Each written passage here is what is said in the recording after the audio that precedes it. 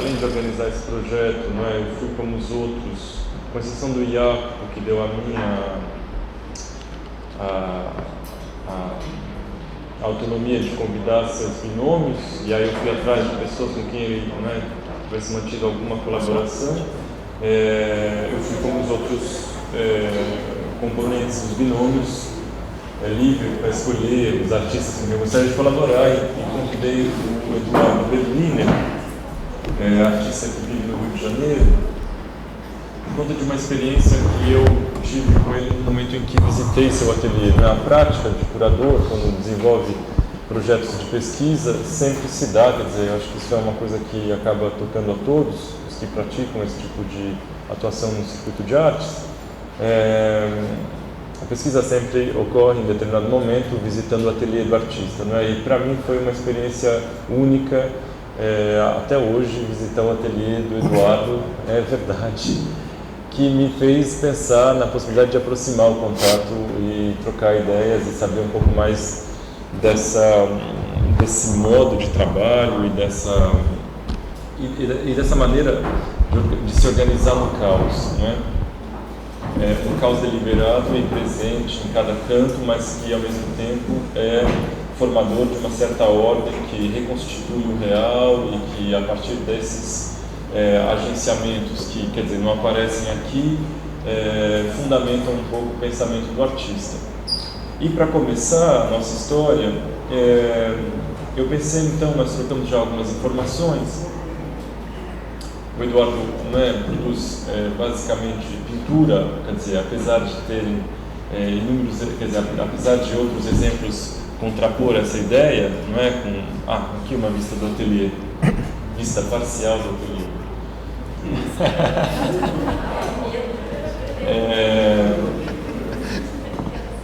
Apesar de ele produzir essencialmente pintura, quer dizer, objetos, fotografia e desenho também compõem um pouco seu repertório, nós pensamos em algumas palavras que pudessem ser evocadas de imediato para um pouco dar início a essa conversa que, claro, se estende, deve se estender, não é? Uma delas é a palavra costura e a outra é a palavra risco. Eu pensei em outras tantas como imprevisibilidade, pensei em outras tantas como o impraticável, e naturalmente chegamos num acordo de que havia também nessa história toda uma ideia de colagem que o acompanhava o tempo inteiro. Para produzir pintura, há a ideia de colagem como um exercício essencial, em seu ateliê. E por isso chegamos a pensar na ideia desse exercício de costurar, de cortar e colar imagens.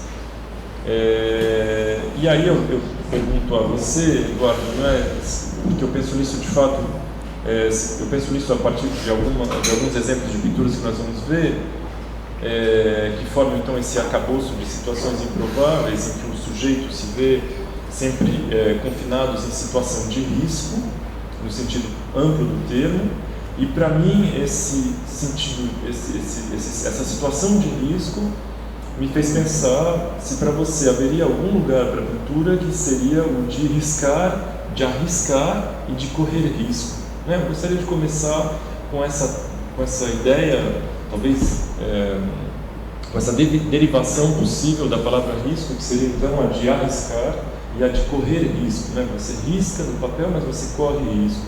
E correr risco tem um outro sentido.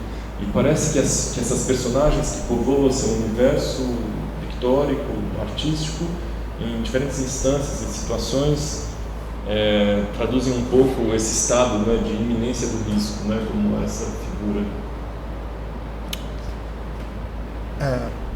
Eu vou tentar começar pela colagem, que você falou, e migrar para a questão do risco.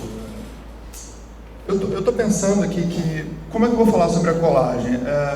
E de certa forma, essa pergunta é boa porque fala sobre um aspecto duplo que tem no trabalho o tempo inteiro. É sempre, quando eu penso em colagem, tem sempre um dado que é muito íntimo, ou quer dizer, em tudo que eu faço, tudo, sempre parte de algo muito íntimo, por um lado, e a outra matriz é algo que é do próprio meio, algo que é tão específico do próprio meio que corta esse excesso de intimidade, e desse meio termo surge o trabalho. É uma mistura entre intimidade e intimidade com o meio, que é diferente, são duas coisas diferentes. Quando eu penso em colagem, é engraçado, o tempo passa, mas eu não consigo me livrar de uma imagem muito antiga. Eu lembro de eu pequeno, eu tinha um cachorro fila brasileiro enorme, eu não sei se vocês sabem como é que é, um cachorro dessa altura, assim. Bom, quando eu era pequeno eu achava que ele tinha essa altura. E isso faz parte do trabalho, essas deformações que você tem ao longo dos anos, que é memória, deformação da memória é um dos, de certa forma, acaba entrando no trabalho. Não porque eu escolhi falar sobre memória, mas porque eu trabalho dessa forma, então vem à tona. Mas enfim, eu lembro que eu tinha esse cachorro, e era o meu primeiro cachorro, ele era enorme. Eu lembro que eu consegui deitar nele, de tão grande assim. E uma vez ele teve câncer na pata, e um dia minha mãe falou, teve que amputar a pata dele. Aí eu não conseguia tangibilizar o que é isso, amputar a pata, o que é isso exatamente, eu era bem pequenininho. A gente foi no veterinário, aí na hora que ele levantou, eu olhei assim, e eu não conseguia entender o que eu estava vendo. Eu olhava, eu fiquei perplexo, assim, era um cachorro que faltava um pedaço, e ele era muito grande, e ali ele estava numa condição de pura vulnerabilidade, e isso me afetou muito, e eu lembro que ele era dourado, e o buraco que fica da pele é cinza, né, um couro cinza, e tinha uma costura de fio de cirúrgico preto, e óbvio que eu não comecei a fazer colagem por causa disso. Não é esse o motivo pelo qual eu comecei a fazer colagem, mas invariavelmente quando eu penso em colagem, essa imagem vem à minha cabeça. Foi um dos primeiros símbolos de ausência. E quando você corta algo que você tem, você não está só colando algo no outro lugar. O buraco que fica é coisa, né? Então é uma ausência. E eu consigo relacionar com isso. Até mesmo o desenho feito com um fio de costura no couro dele, eu penso nisso até hoje, quando eu penso nesse assunto.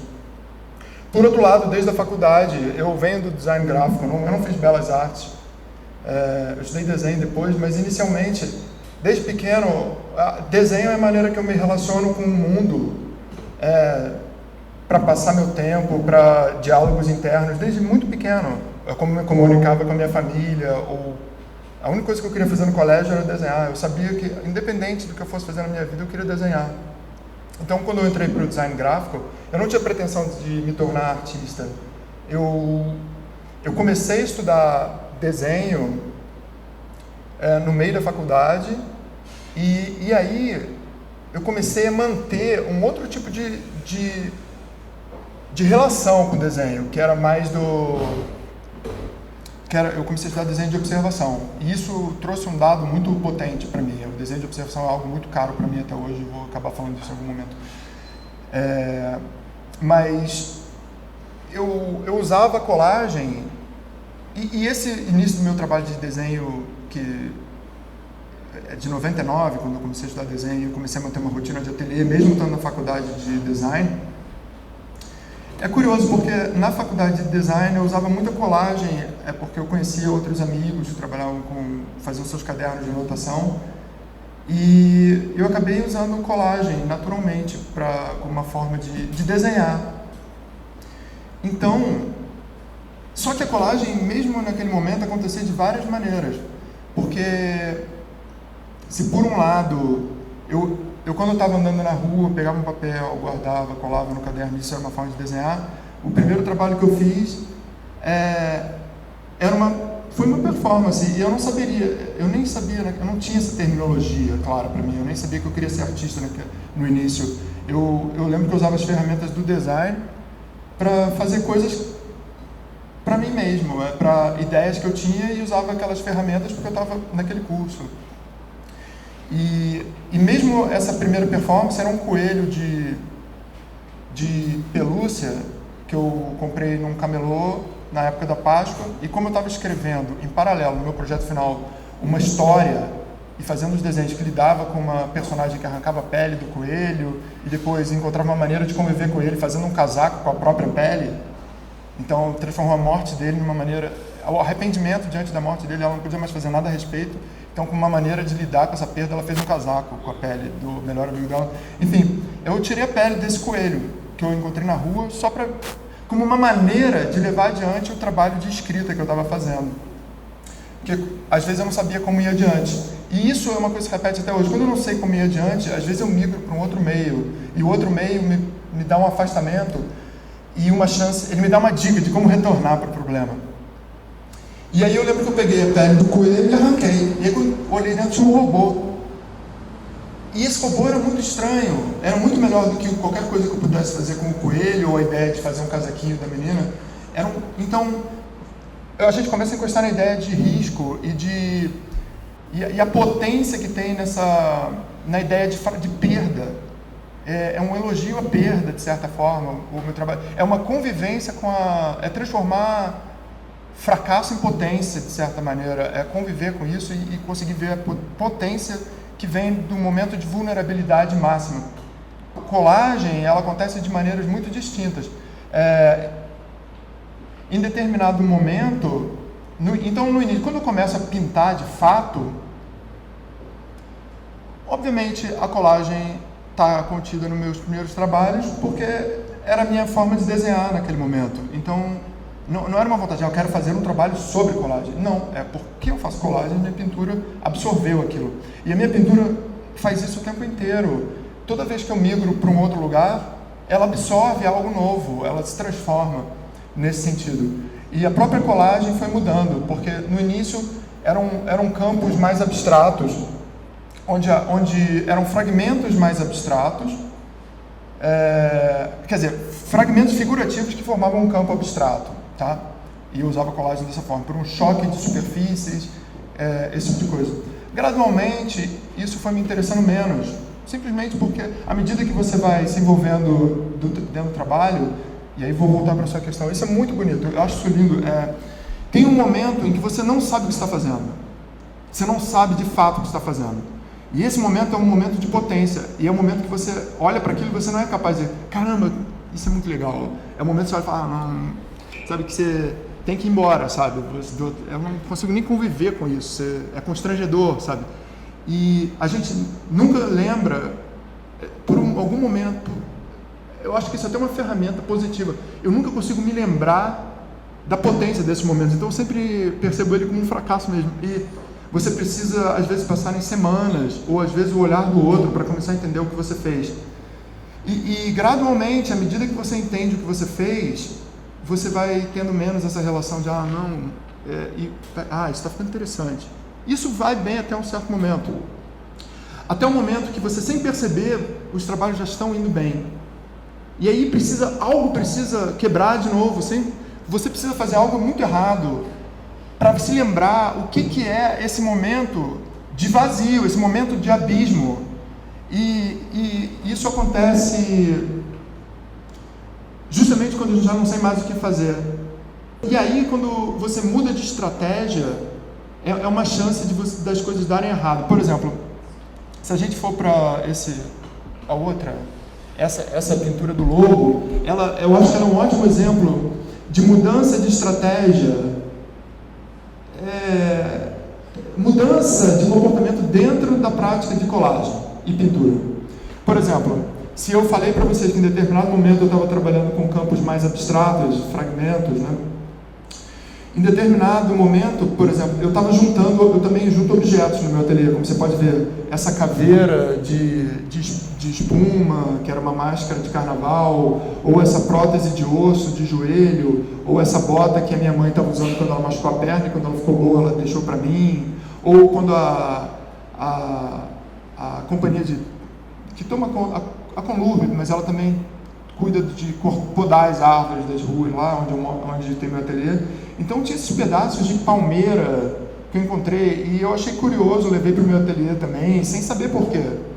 Quando eu acho curioso, se meu olho me diz que aquilo é curioso, eu aceito que aquilo é curioso. Então eu já estava juntando esses objetos há um tempão no meu ateliê e não sabia o que fazer deles. Eu tinha tentado fazer uma escultura, não deu certo. Uma natureza morta, não deu certo. E aí um dia eu cheguei no ateliê, bem cedinho, 7 horas, 7h30, e eu reparei que tinha uma pilha de areia com uma pá na vila ao lado do meu ateliê. E na hora eu lembrei do quadro do Courbet, do enterro, que o enterro está em primeiro plano. E aí eu fechei um monte de coisa na minha cabeça. Eu pedi então ajuda pro porteiro da vila, que me conhece, se ele poderia me ajudar com o trabalho que eu queria fazer, mas eu não sabia nem o que eu estava fazendo exatamente. Então eu peguei esses objetos no meu ateliê, levei para a calçada, na vila, e falei para ele, olha, bota essa máscara de lobo que eu fiz, que era um objeto que eu tinha construído, e socava. A única coisa que você precisa fazer é cavar. Só que ele não podia ver, porque a máscara tem olho, mas ela não tem o furo. Então os movimentos dele ficavam muito esquisitos, não funcionava. E eu tinha que dirigir ele. Só que no meio do negócio começou a parar gente, os ônibus paravam, eu via que as pessoas estavam olhando, parava a gente na rua para olhar, esse homem com máscara de lobo, cavando, 8 da manhã. E aí teve uma hora que parou um carro preto na frente, e eu fiquei esperando, porque eu, na verdade, estava arrumando confusão na vila, então eu falei, vou esperar quanto tempo precisar. Só que eu vi que não ia embora o carro preto. E aí eu fui ver o que era, e vi que tinha uma criança, um pai e uma babá. E estavam os 3 olhando para o lobo. E eu pensei, eu não sabia o que fazer, então eu perguntei, será que ele quer ir lá tirar uma foto com o lobo?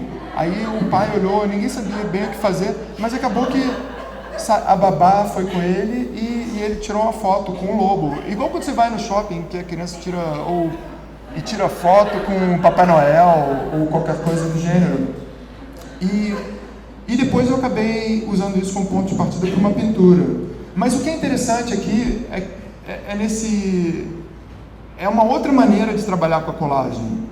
É uma colagem na qual eu não tenho controle, porque o outro foi inserido. E eu não tenho como ter certeza do que vai acontecer quando os objetos foram levados para o espaço público. E eu não estava pensando nisso quando eu fiz isso. Eu percebi isso na hora. Eu falei, e agora? Eu não posso só manipular as coisas, eu tenho que ver como as pessoas se comportam. E isso me trouxe uma falta de controle. E essa falta de controle é sempre o momento onde o Josué estava tocando a ideia de risco. É esse momento que, para mim, é essencial para alguma coisa acontecer. Se não houver esse momento, não existe meu trabalho. Mas só que, ao mesmo tempo, você não percebe isso. Isso acontece todos os dias e você não percebe isso na hora que acontece exatamente. Mas, ao mesmo tempo, quando eu fui começar a pintura, apesar de ter tanto assunto interessante, eu fui encostar o pincel na tela e aí resolvi começar a abrir mão do que eu ia fazer e comecei a pintar uns potinhos de feijão que estão aqui no canto e que eu lembrei que, sabe quando você pinta feijão, planta feijão em copinho de café, né? E aí eu comecei a fazer um gráfico que eu tinha plantado uns feijões para olhar fazer meus aquários, comecei a fazer vários feijões brotando. Por exemplo, a máscara de lobo, por que eu tinha uma máscara de lobo no meu ateliê? Eu não gosto a priori de lobos. Não, é um fato, mas eu lembro que eu estava... Por que eu estou falando isso? Eu estou falando isso porque é um quadro, mas os quadros são meses, são anos de coisa que se acumula, de tudo que você desenhou, de todos os dias que você desenhou, de todas as coisas que você anotou, cada coisa que você escreveu no seu caderno, cada dia que você sentiu medo, cada dia que você ficou feliz, ou todas as suas experiências, é isso que tem que acumular. No início você falava que quando estudante de design não tinha para si nem a intenção e muito menos o desejo de ser artista, e que tudo aquilo foi surgindo como você narrou, não é? A partir da prática. A partir da prática. Ao mesmo tempo agora coloca de repente uma espécie de repertório de experiência e de acontecimento que se acumulam ao longo de anos e tal. De repente pensar essa conscientização aí do ofício, né? Ao mesmo tempo em que talvez o repertório se construa lá quando você ainda criança viu a perna do cachorro, a pata do cachorro ser amputada, talvez levante questões sobre o que vem a ser então esse estatuto do artista para você que produz a partir, como muitos, a partir né, de um repertório que se enumera, que se constrói na experiência cotidiana, na experiência pessoal, mas na experiência de alheios. Em que momento, mesmo sem saber que esse talvez seria, não é, a sua maneira de atuar no mundo, a arte já se colocava como algo, quer dizer, incontornável? Eu acho que um momento que foi muito importante foi que depois que eu comecei a fazer os cadernos de desenho, ao longo, depois de 1 ano, 2 anos, e começando a fazer uma rotina de trabalho, o que mudou, o que foi mais importante foi um senso e que veio do meu estudo de desenho, da minha formação de desenho, com quem eu estudei com o Charles, era uma pessoa muito importante nesse sentido para mim. Eu simplesmente comecei a perceber que, apesar de eu estar satisfeito trabalhando como designer e querendo fazer coisas, meus projetos pessoais dentro daquela área e trabalhando como designer como forma de sustento, eu percebi que eu tinha uma quantidade de questões, problemas, desejos de fazer trabalhos, uma quantidade tão grande de coisas que eu queria fazer, que era muito maior, que tomava conta demais da minha cabeça. Esse desejo de fazer coisas, uma série de projetos começaram a brotar na minha cabeça, e eu estava num ambiente de grupo de estudo. Como feijão.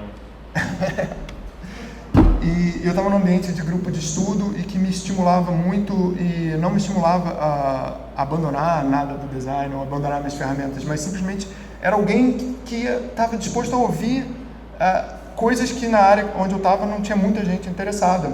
Então esse foi um momento de transição, um momento, mais do que mudar de meio, foi perceber que a quantidade de anunciados internos era enorme e que eu ia fazer de tudo na minha vida para poder doar toda a minha energia para isso. Eu queria fazer isso, fazer esses trabalhos que vinham na minha cabeça. Uma dúvida técnica, talvez uma dúvida de chave de leitura. Primeiro eu queria saber se parece ser uma pintura que você faz rápido, não sei se é ou não, mas eu fiquei pensando que talvez essa rapidez que ela passa nas formas possa ser campo para se trabalhar quase como, eu tô sem querer, mas de alguma maneira ensaiando aqui uma leitura mais psicanalítica do teu trabalho, assim. A pergunta é se essa rapidez está atrelada a uma manifestação de um reprimido, ou a um certo desrecalque que acontece ali a partir dessa manifestação de imagens e situações que vem à tona, sabe? Se a rapidez ela é artifício disso, ela é consequência disso. Vamos lá. Tem alguns trabalhos, independente do tamanho, por exemplo, eu posso trabalhar num quadro de 2,5 metros por 2, quase 3, e trabalhar em 1 dia e meio. E ao mesmo tempo eu posso pegar uma tela pequena e permanecer 4 dias. Depende dos problemas que surgem. Quando começa a pintura, eu não... Não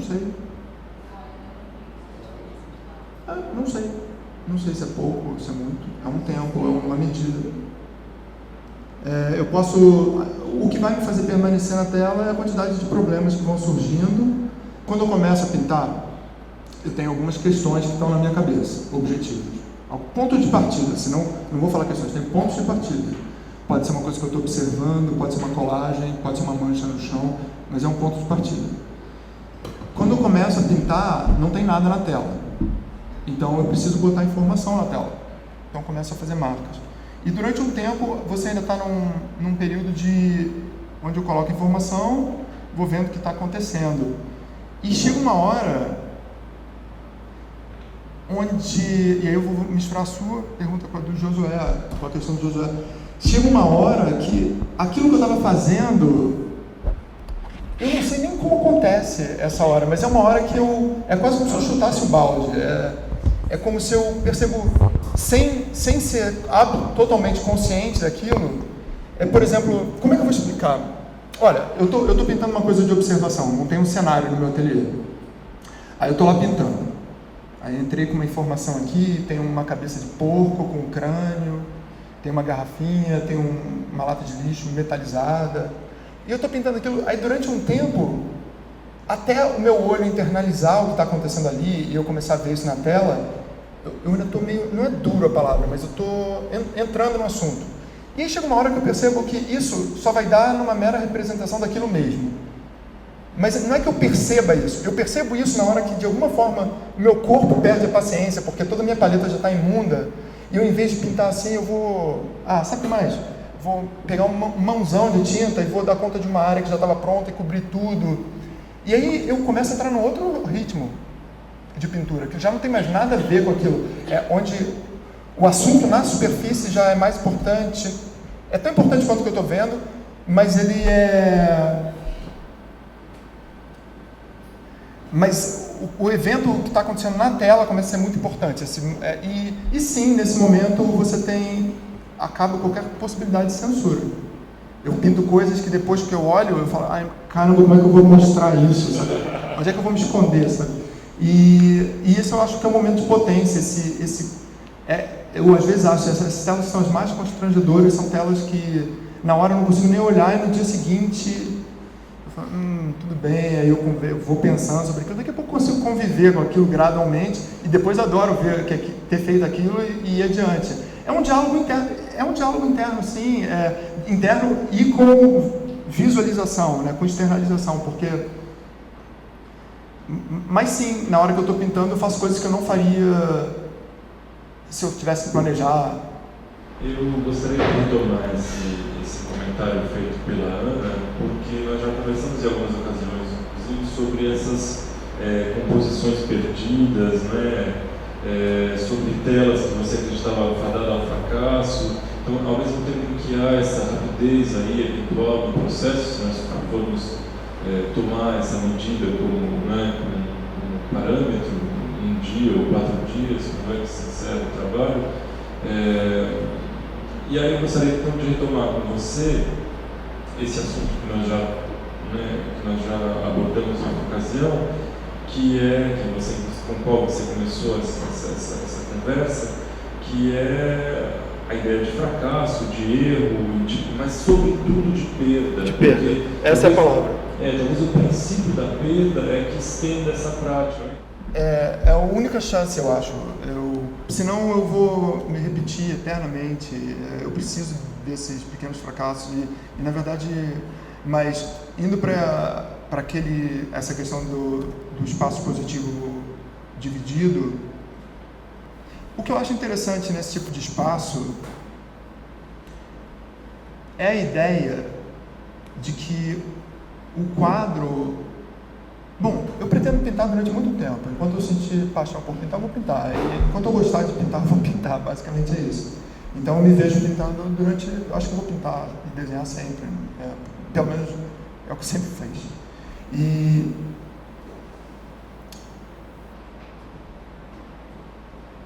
Quando você olha Então, quando você está pensando em pintura, uma possibilidade é o quadro numa parede branca. Certo? A gente sabe disso. Mas, quando eu estou no ateliê, também meu ateliê começou a ficar pequeno, porque os meus quadros eles vão ficando entulhados.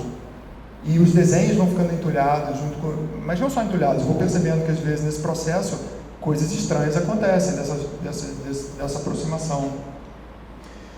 E eu comecei, nessa exposição, eu comecei a tentar levar adiante algo que era a ideia de um quadro que em si, por mais que formalmente ele pareça ter um ponto de vista coerente, os elementos...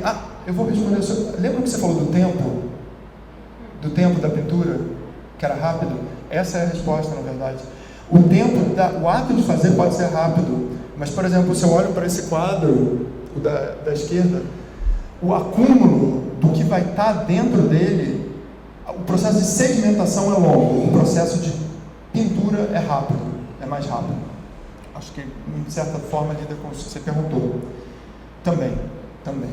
Mas eu queria que a pessoa pudesse olhar para o quadro, que em si tem uma estrutura fragmentária, mesmo que pareça ser linear e coerente, porque ela tem uma fragmentação temporal, que é de onde vieram os fragmentos.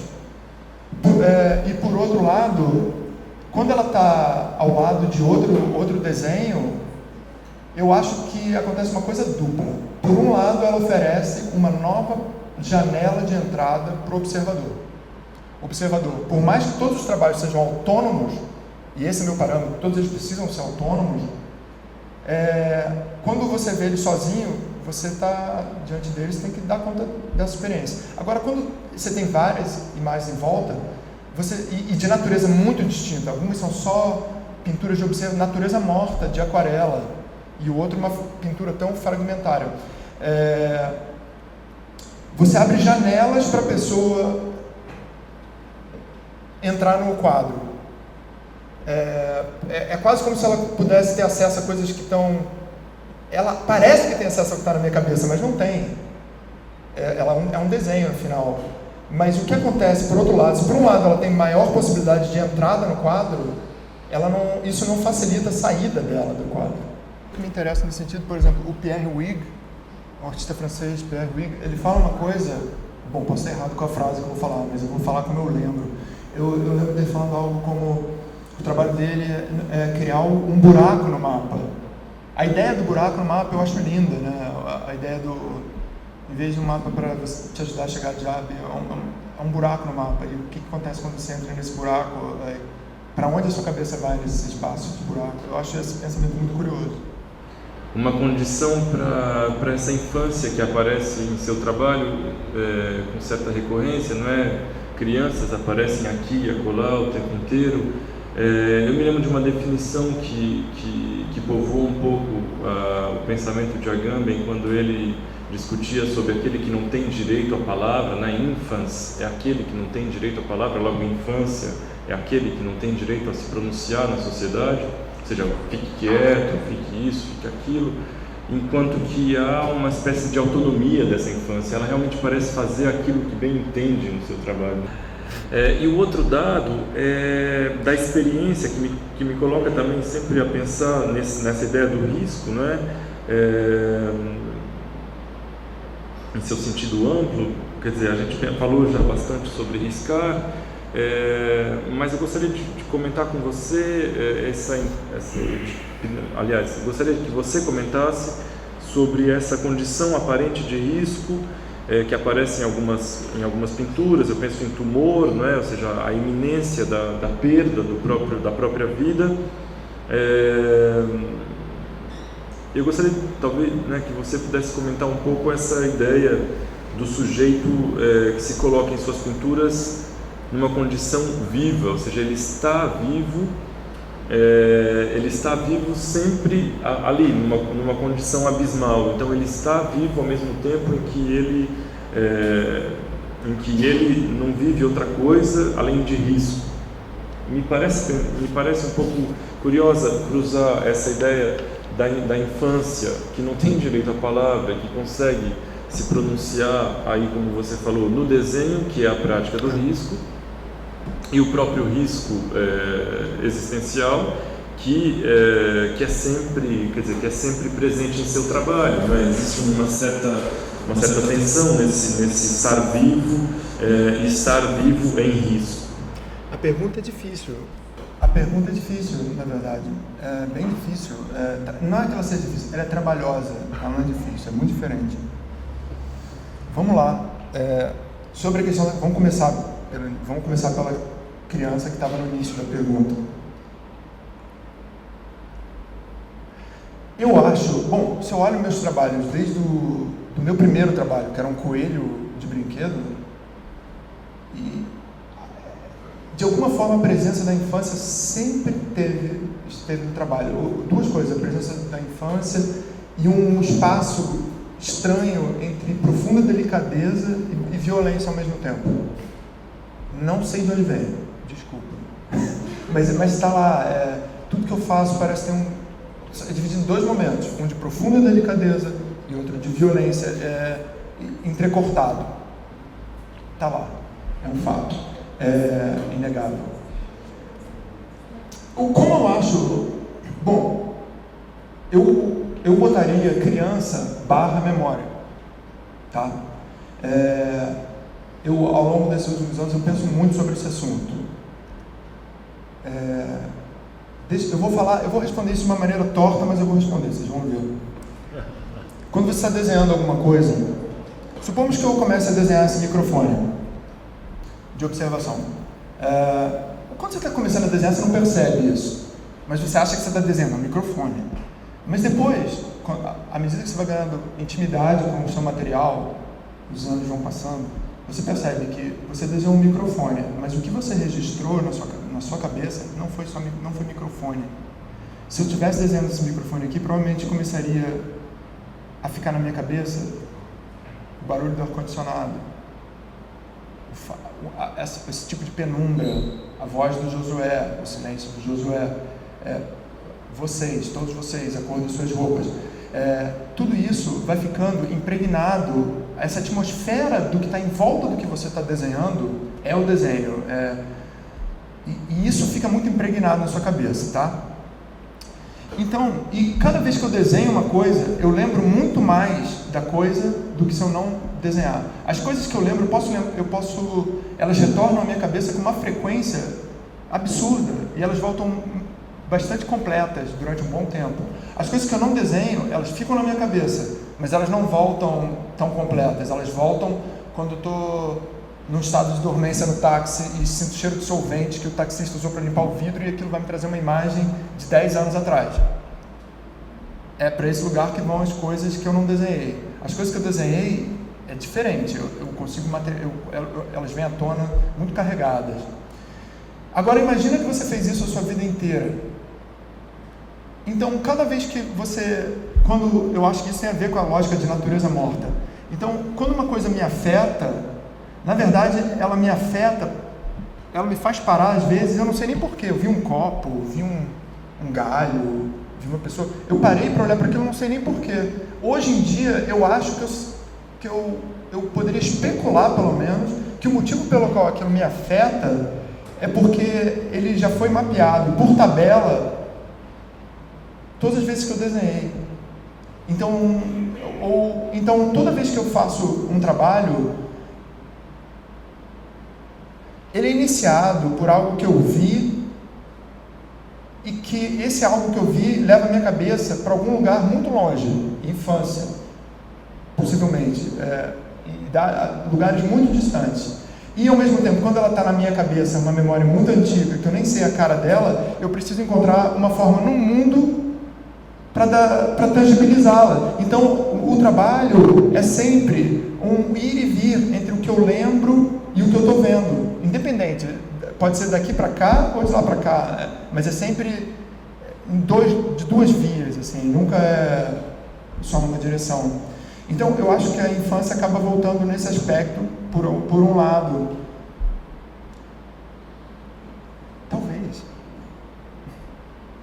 Eu acho que tem um pouco a ver com isso. E pequenos eventos, óbvio que tem todos os pequenos eventos que, por exemplo, você está mostrando aquela imagem, por exemplo, se você voltar, aqui tem um menino com o braço aberto embaixo, deitado no chão.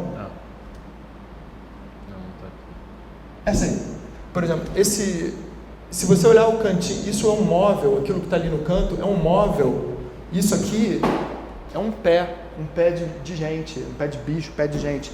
E é um móvel que tinha na casa dos meus pais, e a gente dava o nome dele de Fantasma. E eu tinha horror de passar no corredor, porque tinha esse móvel chamado Fantasma, esse móvel escuro.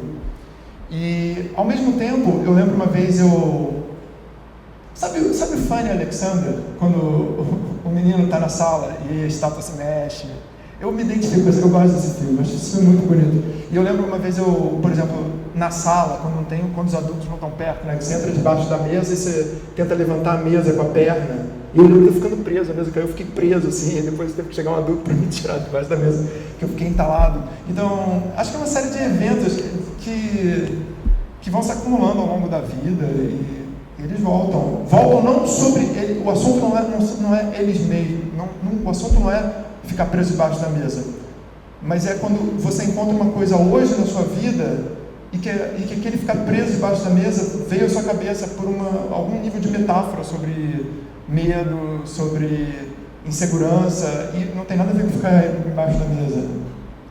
Bom, você foi convidado recentemente para ilustrar os contos de Esopo, não é? Clássico da literatura mundial e inclusive figura basilar para pensar um gênero literário que é a fábula, né? E essa construção de fábula de repente já é alguma coisa, claro, talvez daí o convite que se encontra em seu trabalho. Gostaria depois que você falasse um pouco sobre isso. O livro foi publicado pela Cosac Naif, não é? E eu soube de você também que o projeto gráfico incorporou inclusive uma pesquisa em tipografia que você criou ainda em seu mestrado. Por gentileza também gostaria que você comentasse um pouco sobre essa experiência que você desenvolveu então em um momento em que não sabia ser artista, não é? E que hoje é tão presente em seu trabalho, inclusive por conta de uma pesquisa no campo da escrita. Eu não sabia ser artista, mas eu sabia que eu tinha uma necessidade gigantesca de fazer coisas. Não, isso está claro. Apesar de não... Não, isso está claro. É que nós vivemos numa sociedade de tremenda definição das coisas, né? O que você faz na vida? Às vezes fala, eu sou artista. Ah, mas então você pinta? Não, eu sou artista. Mas então o que você faz? Não é assim? As pessoas querem. Então, a partir desse pressuposto é que eu imaginava que, por alguma razão, nessa sociedade de boa resolução para tudo, não é? Em que se ofusca mais que nada as coisas, é que eu pensei que talvez que isso pudesse ser o caso nessa época. Bom, e eu gostaria de retomar algumas das ideias dos contos, para pensar nesses seres híbridos, animais humanos, não é? Animais que convivem com a ideia de serem também humanos, ou o contrário. E aqui então nós abriríamos o debate para dois assuntos, me parece: os desenhos e o modo de produção desses desenhos. Uma coisa que me chapou assim ao ver em uma exposição que você participa agora em São Paulo é o fato de você desvirtuar um pouco as hierarquias do papel, né? Então a parte superior e a parte inferior, pelo simples fato de ser realizado sobre a mesa, se perde, e esse lugar da escrita, não é? E a pesquisa de tipografia inserida em diferentes partes do desenho também de alguma maneira desvirtuaria essa hierarquia produzida, não é, do papel, ou seja, quando ele tem, não é, sua parte inferior e superior. Tudo isso em prol de uma hibridez que se constrói na superfície, mas que se constrói também na elaboração dessas personagens. Quando eu fui chamado pela Cosac para fazer essa edição das Fábulas de Esopo, e que seria um trabalho de 2 meses e meio, mais ou menos, onde eu fiz 60 desenhos, que é bastante coisa. Quando eu fui escolher o meio que eu queria usar, eu podia até usar 2 cores, mas eu escolhi usar uma cor só, o preto, o nanquim, porque eu sempre desenhei de canetinha no meu caderno, tá? Caneta preta. Qual é a vantagem? Por quê? Porque quando eu estou desenhando no caderno, o meu interesse às vezes, é materializar uma imagem mental. Eu não preciso... Imagem mental não tem cenário completo. As minhas não. São mais rápidas, assim. E a caneta preta é um desenho que usa o branco do papel. Então é uma forma rápida de visualizar o que eu estou fazendo sem firula. É muito seco nesse sentido. E quando me chamaram para fazer as fábulas, eu escolhi o preto e branco aqui por 2 motivos. Um deles foi que eu não queria usar um meio que tivesse perda grande quando passasse para reprodução gráfica. Primeiro, eu não vou fazer uma pintura a óleo para fotografar e usar como ilustração. Eu não queria fazer isso. Porque eu ia ter uma perda. O que me interessa na pintura a óleo não é ela reproduzida em livro. É a pintura a óleo como coisa. Agora, o desenho de nanquim, talvez ingenuamente, naquele primeiro momento, eu falei, aqui a perda vai ser mínima. É preto e semitons. Isso faz parte da linguagem gráfica, vai funcionar. Então eu falei, vou por aí. E o outro motivo é, quando eu comecei a pensar como eu ia fazer esses desenhos, eu abria as fábulas e aí eu ia lendo, e à medida que, com um papel grande ao meu lado, e à medida que eu ia lendo o texto, eu ia fazendo desenhos das coisas que iam aparecendo. Uma águia que morreu flechada e a flecha tinha uma pena dela mesma. Isso é uma imagem muito complexa. Como é que eu boto isso no mundo? Então eu começo a fazer linhas. Aí eu começo a desenhar a águia, daqui a pouco eu vejo, isso não serve. E se eu desenhar o osso da águia? Será que o osso da águia é mais pontudo, alguma ponta da costela, então pode funcionar como flecha? Então começa um diálogo que inicialmente é interno, mas que vira um diálogo o desenho, na verdade, é a ponte entre os sentidos. Ele faz a ponte entre o olho e a mão.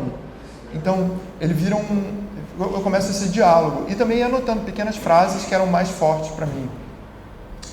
E aí eu percebi que, enquanto eu ia fazendo essas várias tentativas de representar o que era quase intangível, ou o que era muito abstrato, ou muito fantasioso, eu nunca fazia um desenho que dava conta do problema, mas eu ia criando no papel um mapa de todas as minhas tentativas de representar aquilo. Mas o que é interessante também nesse livro do Esopo? Não, antes disso, vamos adiante com a tipografia. Esse é um exemplo só. Isso não é a tipografia que o Josué estava se referindo. Isso é um exemplo de caligrafia. Quando ele fala tipografia, ele está falando da fonte de texto que foi utilizada para toda a massa do livro. No design gráfico, meu interesse maior era a tipografia, esse cerne da comunicação, a palavra, a tipografia, né, como veículo para a linguagem, assim. E como fio condutor da palavra, assim. E eu achava que se eu lidasse bem com isso, eu não precisava de mais nada. Dentro do design era o campo que eu achava mais complexo. E eu fiz meu mestrado em tipografia, e durante um ano, um mestrado intensivo, no qual eu desenhei uma fonte para texto, para leitura, e que ela só foi completada de fato, foram quase 7 anos de desenho. Quando eu fiquei 2 meses e meio, então, trabalhando só com nanquim, sobre papel, numa mesa. Normalmente eu pinto em pé, são quadros de quase 3 metros. Então eu passei 2 meses e meio com um material só, numa outra escala, persistindo num assunto, e que normalmente eu, apesar de ter uma persistência, mas é uma persistência para uma vida, ali eu tinha que resolver um problema de curto prazo, e que me forçou a permanecer muito num assunto só. E eu não costumo fazer isso. Como vocês perceberam, eu migro. Eu estou na pintura, eu vou para o desenho, vou para o objeto. Ali não, eu tinha que permanecer. E essa permanência gerou um tipo de...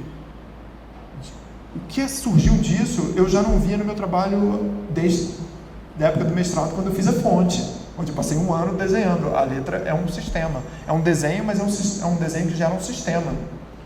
Então, eu fiquei muito impressionado com o que gerou a sensação de ver o que acontece diante dessa permanência. E também, quando eu voltei para a pintura, eu voltei... Bom, para começar, que depois de ter feito isso, eu recebi um convite do MAN para fazer um múltiplo, e aí minha escolha foi fazer uma gravura. Eu nunca tinha feito gravura, mas como eu fiquei trabalhando só com preto e branco, eu migrei para gravura. Então esse ano eu fiz, acho que quase 12 gravuras. Então fazer a gravura e trabalhar com preto e branco, como é que eu volto para a pintura depois? Mas é um bom exemplo do que eu estava falando no início, de como uma coisa contamina a outra e te traz o que você, pateticamente, não consegue deixar de ser você mesmo todos os dias. Como um exercício da desestabilização, né? Exato. Não é pateticamente que consegue deixar de ser si mesmo, mas cria desestabilização. A sua palavra foi certa. Okay. Falou com simplicidade que eu estou... E sobre isso, eu acho que nós encerramos aqui. Eu só queria te pedir uma última e derradeira colocação sobre a sua prática da escrita, porque você escreve também, colaborou com outros artistas, né, em trabalhos de escrita, e lendo alguns textos, eles também parecem carregar essa carga desestabilizadora, né, que aparecem em outras colagens tridimensionais ou bidimensionais, e pensar esse texto que evoca a imagem e dessa imagem que evoca o texto, né, sobretudo quando eles estão em alguma consonância espacial ali, pensando no encontro que eles tiveram na sua participação na sala da Bienal de São Paulo, juntamente com os cadernos, juntamente com os cadernos, com os objetos e esse monte de informação que acabou constituindo uma sala, ela mesma também formada a partir desse processo desestabilizador. E quando você está sozinho, você percebe um determinado tipo de coisa, e quando você está acompanhado, você percebe outro tipo de coisa. E o Kaiser é um amigo que eu costumo falar horas, a gente ficou falando horas. Aí no outro dia eu fui tomar café da manhã sozinho, que eu ia embora. E aí eu lembro quando eu sentei no restaurante para tomar café da manhã, eu estava lá tomando café, estava quieto, assim, 7h pouco da manhã. Aí chegou um casal, e aí tinha uma mulher e um homem, e ela estava ainda com um lápis preto nos olhos, né, provavelmente estavam chegando da noite, e aí eles sentaram na mesa, e o lápis dela estava meio borrado, e eu vi que tinha alguma coisa estranha, assim, e aí eles pediram, eu estava tomando um café, e eles começaram a discutir, eu sentia que eles estavam discutindo, eu não ia olhar, mas eu sentia que eles estavam discutindo o relacionamento. E depois eu anotei no meu caderno, assim, o café, enquanto eles brigavam, o café esfriava. Eu só anotei isso. E era uma mistura de... Quando está naquele contexto, fica muito ilustrativo, né? Mas enquanto eles brigavam, o café esfriava. E aquilo era 7 da manhã, sabe? E era estranho olhar aquilo. Mas aquilo, quando vai parar no caderno, não está mais ao lado daquela cena. Está ao lado de um desenho que já não liga com aquilo. Então cria um problema interessante às vezes. Antes de eu começar a pintar, eu lembro quando eu estava na Inglaterra, eu fazendo o mestrado, como eu ia ter que mostrar a fonte no final, eu ia fazer um livreto, eu queria que esse livreto tivesse um texto, já que eu não queria usar desenho. Então eu anotei essas coisas o ano inteiro. E os textos que eu colocava lá eram de natureza totalmente fragmentária. Quando eu olho as minhas primeiras pinturas, elas já estavam... A lógica delas já estava até nos textos, estava nos cadernos, estava nos textos. Eu posso mudar de meio, mas eu não tenho como me livrar tanto assim de mim mesmo. Mas, por outro lado, eu ganho uma chance de afastamento, onde eu posso perceber melhor a mim mesmo, por essa mudança. O outro pode trazer isso para você, mas a mudança de meio pode ajudar nesse sentido. Então, os textos... Da mesma forma que às vezes tem pinturas de observação e outras pinturas são mais fantásticas, os textos têm a mesma lógica. Alguns são fragmentários, outros são mais lineares, outros são só uma palavra, 2 palavras. Mas eu não escrevo bem, mas eu gosto de escrever. As coisas que eu escrevia, eu tinha até vergonha, uma época eu jogava tudo fora, assim, mas hoje eu gosto. E esse trabalho, então eu fiz um trabalho junto com o Felipe Kaiser e com o Cadu, a convite do Pedro França, que era um trabalho chamado Narrador, onde nós 3 enviávamos textos diariamente para uma impressora que ficava no centro expositivo, e esses textos iam se juntando, mais uma vez, intensificando essa estrutura fragmentária. Só que o Felipe escreve muito bem.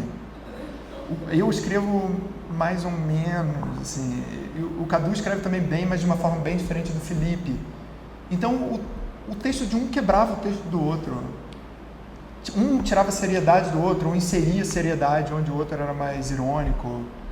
Era muito interessante. E foi, mais uma vez, eu permaneci escrevendo durante 2 meses, tendo que escrever diariamente, assim como os desenhos do Esopo. E quando você faz isso, você não tem como se livrar disso. Se você faz uma coisa durante 2 meses e pouco, diariamente, o dia inteiro, como é que você vai se livrar disso? Enquanto você falava, Edu, eu queria só concluir, encerrar essa história com a imagem da primeira cena de um filme, né? Se nós não evocamos a última cena do filme, nós podemos evocar talvez a imagem da primeira. E a primeira cena do filme Sacrifício, do Tarkovsky, ele justamente evoca esse assunto que você trouxe com tanta ênfase na prática do menino no pé da árvore, deitado. Do menino no pé da árvore, deitado. Que ele, ao falar com esse menino plantando essa árvore, ele diz a ele que se você praticar uma coisa todos os dias, ao longo de algum tempo, você consegue transformar o mundo, né? Essa é quase a promessa deixada por Tarkovsky, e ele depois relativiza isso, mesmo que você se dirija ao banheiro todos os dias, ou isso ou aquilo, quer dizer, o fato é que na prática, nessa aí, não é, do exercício cotidiano, por isso talvez depois você volte para a pintura e aí, né, como você evocou, com a visão completamente modificada por conta de uma prática que ela, em essência, não teria nenhuma relação imediata, não é? Ou seja, entre escrever e pintar não há necessariamente relação imediata. Fiquei pensando nisso enquanto você falava dos 2 meses e meio de desenho para o Esopo, ou dos 2 meses para o narrador escrevendo, que talvez houvesse aí essa mesma promessa, não é? Deixada no ar por Tarkovsky, quando ele, com essa criança, não é? Que é a promessa de vida, que é o oxigênio no mundo, deixa claro a ele que se você fizer algo todos os dias, bom, você será então capaz de mudar o mundo. Sabe uma coisa curiosa? A gente vai encerrar, realmente, é só uma ideia. Tá, mas eu acho uma coisa curiosa, eu vou falar. Você está falando do pintar e do escrever, e essa coisa da insistência ao longo dos anos. A primeira coisa que eu tenho necessidade de falar é que a insistência ao longo dos anos me interessa não é a ideia de técnica, mas a ideia de intimidade, de você conseguir falar através daquele meio. E eu gosto de ler eu gosto muito de ler alguns textos do Sean Scully. E o que eu acho muito bonito, o que é comovente é que eu vejo que ele está falando coisas que eu jamais poderia falar fora a qualidade da pintura dele, mas o que torna o texto dele tão bonito para mim é que é um texto oleoso quase, é um texto de que aquele meio está tão entremeado nele que a fala dele é quase tinta, quase pictórica, assim. Eu acho isso muito bonito, assim, e só vem com o tempo isso. Ele fala assim, esse tipo de coisa vem com um tempinho de pintura, tipo 30 anos de pintura. Eu acredito nisso, eu acho isso comovente, na verdade. Bom, graças, muito obrigado, boa noite a todos, amanhã tem mais, não vai acabar tão tarde.